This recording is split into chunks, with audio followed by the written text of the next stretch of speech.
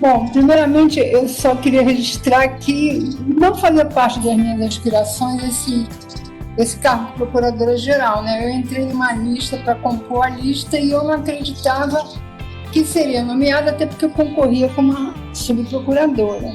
Então, para mim foi uma surpresa, até um susto, quando o doutor Fontelli me ligou, dizendo que iria me nomear e se eu aceitaria, né? E a ficha acho que só caiu mesmo quando eu sentei ali na mesa do procurador-geral e comecei a exercer o cargo, e assim mesmo.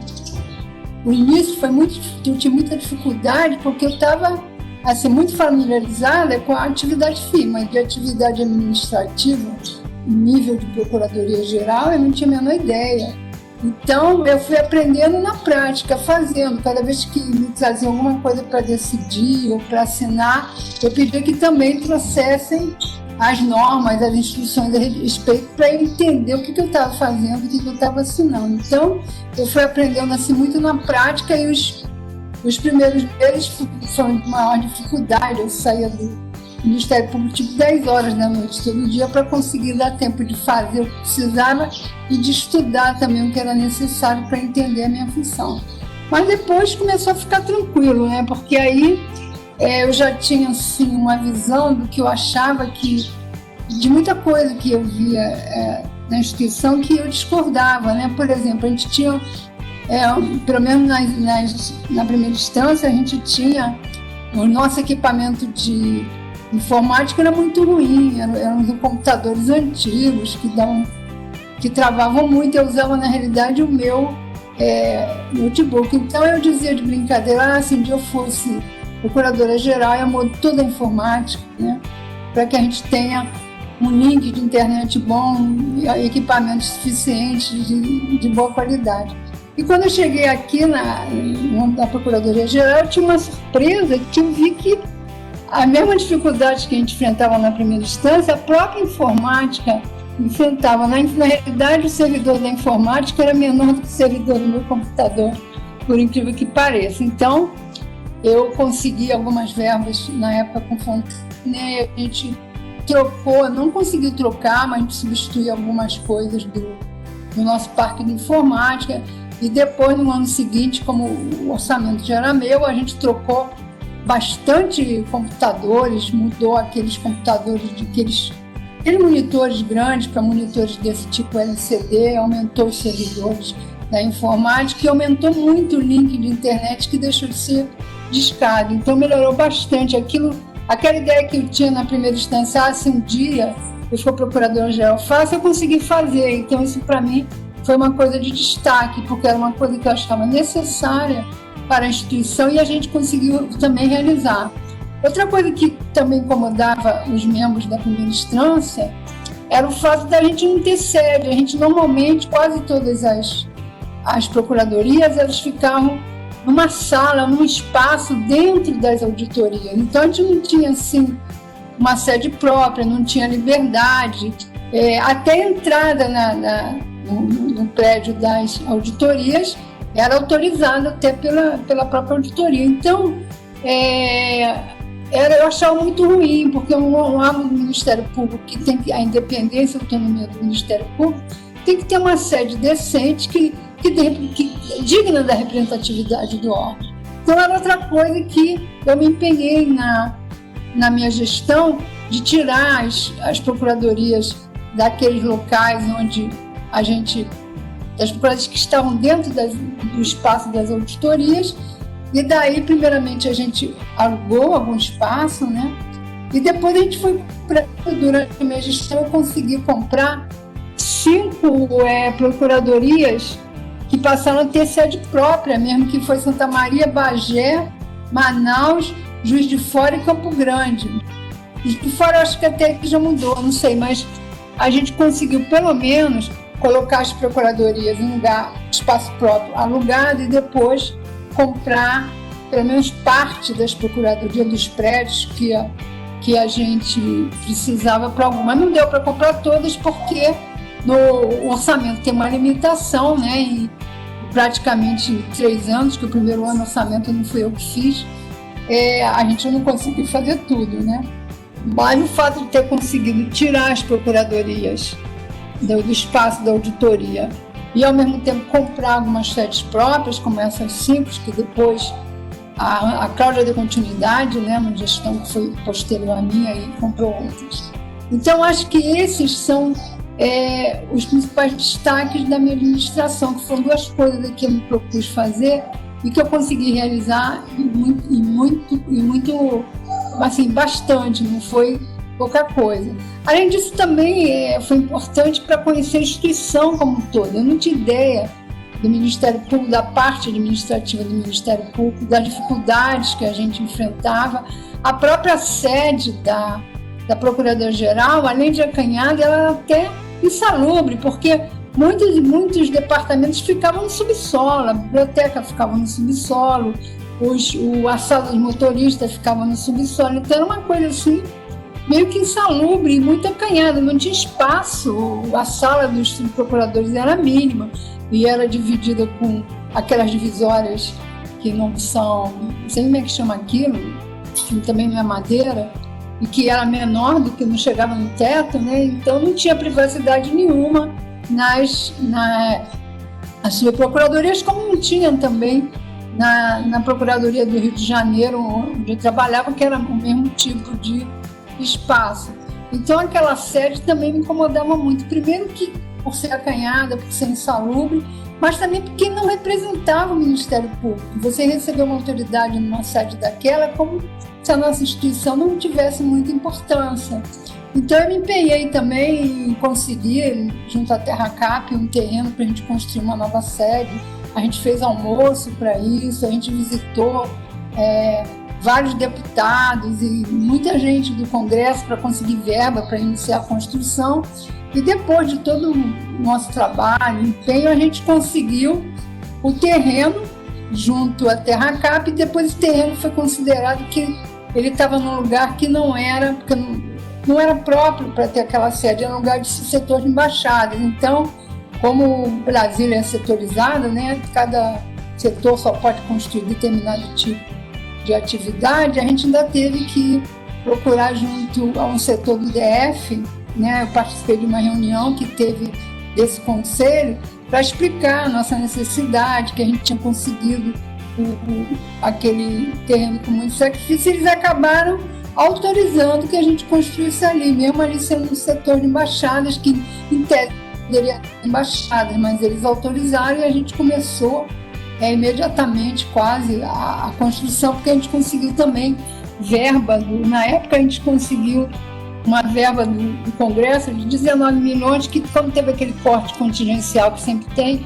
baixou para 12, mas o fato de ter 12 milhões para iniciar, garantia a construção toda da sede, que ficou, acho que, não sei se foi 49 milhões, não me lembro na época. Conseguiu construir toda, porque a partir do momento que você começa, o Tesouro Nacional todo ano te fornece a necessária verba que você precisa para continuar a construção, para não parar uma construção pública, acabar tendo prejuízo, jogando fora o que já fez. Então, o fato de iniciou na minha gestão, eu não fiz a maior parte, foram as fundações, foram a levantar a estrutura do prédio, o resto, eu acho que a pior parte, que foi toda aquela coisa de parte interna, né, hidráulica, etc., todo aquele material que é usado, foi mais na gestão da doutora Cláudia. E quanto ao CNMP, foi importantíssimo. Não só porque tem muita gente que vê o CNMP como um órgão correcional, mas eu acho que o CNMP é muito mais do que isso. Então, quando eu fui para o CNMP, a representatividade do CNMP, né, representar a minha instituição no CNMP, eu não só tive a oportunidade de defender interesses da minha própria instituição, do MPM, né, nas oportunidades que se me apresentaram, mas eu tive a oportunidade de conhecer o Ministério Público todo, conhecer as entranhas, como é que funciona o Ministério Público brasileiro, as diferenças entre cada Ministério Público. E no CNMP a gente tinha a possibilidade de, muitas vezes, uniformizar certas atividades, certas instruções, certas essas certas atividades. A gente tinha oportunidade de ver algumas coisas, por exemplo, algumas boas práticas, ou algum programa, ou algum software, alguma coisa que era feita no Ministério Público, e poder disponibilizar para todos os ministérios públicos por meio do CNMP. Um exemplo claro disso é o sistema Argos nosso, que foi apresentado ao CNMP e foi super bem aprovado, ganhou até prêmio, e ele foi então disponibilizado e oferecido para todo o Ministério Público brasileiro, porque é um sistema de excelência. Isso não seria possível sem o CNMP. Então, como esse, outros programas, outras boas práticas foram divulgadas para todo o Ministério Público, visando melhorar mesmo a atuação do Ministério Público. Isso só com um órgão como o CNMP é possível, porque centraliza a representatividade de todos os Ministérios Públicos. Todos os Ministérios Públicos estão ali representados. Então, a gente pega o fato de a UNP do Estado do Rio, por exemplo, fazer uma coisa que pode ser divulgada para todos, o MPM fazer algo que pode ser divulgado para todos, ser utilizado por todos, é uma coisa que foi muito bacana, e poder participar disso, poder participar de decisões que melhoraram a atividade do Ministério Público, até por essa divulgação, de decisões que divulgaram mais o Ministério Público para a sociedade, e também na defesa do Ministério Público como um todo, né? Porque o CNMP também é um órgão de defesa do Ministério Público. A gente sabe que o Ministério Público hoje sofre muito ataque em função de combate à criminalidade, ao crime organizado, essa corrupção que existe no Brasil. E por conta disso, o Ministério Público realmente recebe muito ataque de todos os lados. Então, e o CNMP também funciona como uma defesa das instituições do Ministério Público, né? E como uma garantia também das prerrogativas e das garantias constitucionais e legais dos membros do Ministério Público. Porque, assim, eu entendo que a atividade que eu fui conselheira, a atividade FIA era uma coisa muito preservada pelo CNMP, né? A atividade FIA, a independência do órgão da atividade FIA. Porque isso é importante não só para o membro do Ministério Público, porque essas garantias, essas prerrogativas do Ministério Público que são garantidas constitucionalmente e também na lei, elas não foram feitas para proteger o membro do Ministério Público em si. Não é feita em razão de motivo pessoal, mas sim de motivo de defender a sociedade, de forma que quem está atuando no Ministério Público, em razão dessas garantias e dessas prerrogativas, não sofra pressão, não seja compelido por nenhuma autoridade, seja ela for, que ele tenha absoluta independência para exercer essa sua atividade em prol da sociedade.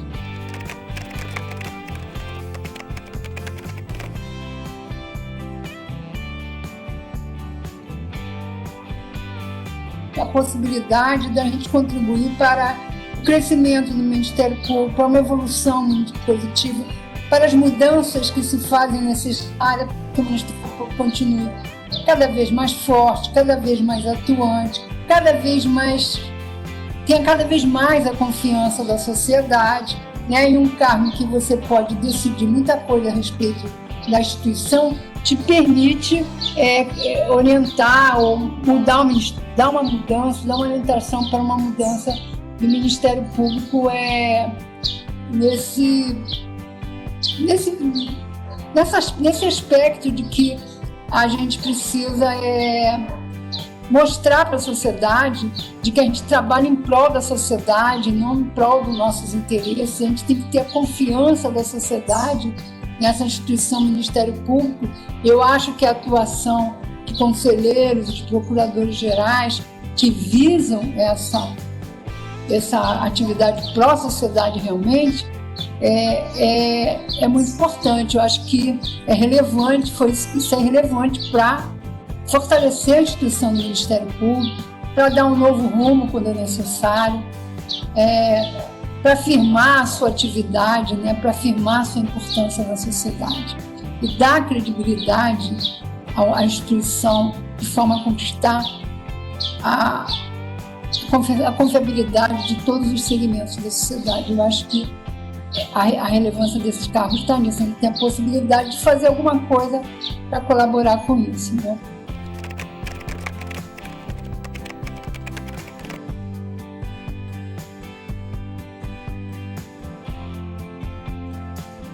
Olha, nos 100 anos, desde, nessa data, comemorando 100 anos, mas desde que eu botei os pés no Ministério Público, desde o primeiro minuto que eu comecei a trabalhar no Ministério Público, o que eu acho mais importante é que eu sempre vi o exercício do cargo do Ministério Público, cargo de membro e promotor de justiça, e para mim o título de promotor de justiça é o que melhor define a missão do Ministério Público, que é promover a justiça, não é a fundação.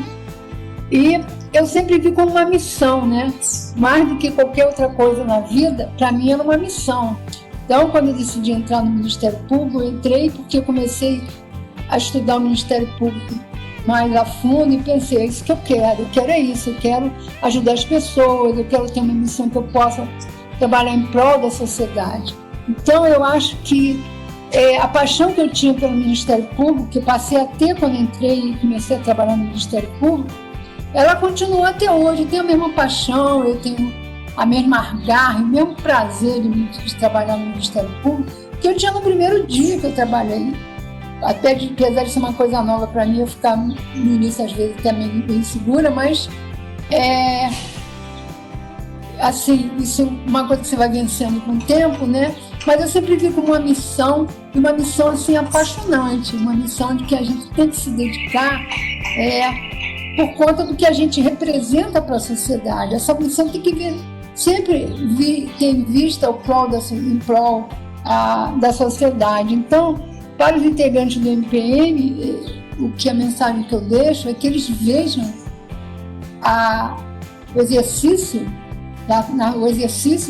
da sua atividade no Ministério Público como uma missão extremamente nobre, uma missão sagrada, que tem que ser exercida em prol da sociedade, com paixão, com dedicação, com garra, com coragem, jamais desistindo de lutar por aquilo que são os ideais da sociedade, que são os ideais do Ministério Público. Então, eu acho que nos 6 anos da nossa instituição, o que eu espero que, assim, a mensagem que eu deixo é essa, porque eu acho que só assim o Ministério Público Militar vai ser cada vez mais uma instituição respeitada, acreditada, importante para a sociedade, porque é através do nosso trabalho que a gente mostra para a sociedade quem somos nós, o que é a nossa instituição, do que ela é capaz, do valor que ela tem para a sociedade. Então, eu espero realmente, que eu desejo, que a mensagem que eu deixo para os colegas atuais e futuros, e eu praticamente daqui a pouco estou saindo, estou me aposentando, mas para os que continuarem e para os que entrarem é isso. Vejam como uma missão a ser cumprida com paixão, com garra, com coragem, com dedicação, acima de tudo, visando sempre o prol da sociedade e do próprio Ministério Público, e o fortalecimento da instituição Ministério Público, para que a sociedade possa ter certeza de que pode contar conosco, para que a sociedade possa ter certeza que nós sempre atuaremos em função dos seus interesses, dos seus anseios, das suas necessidades, sejam elas quais forem.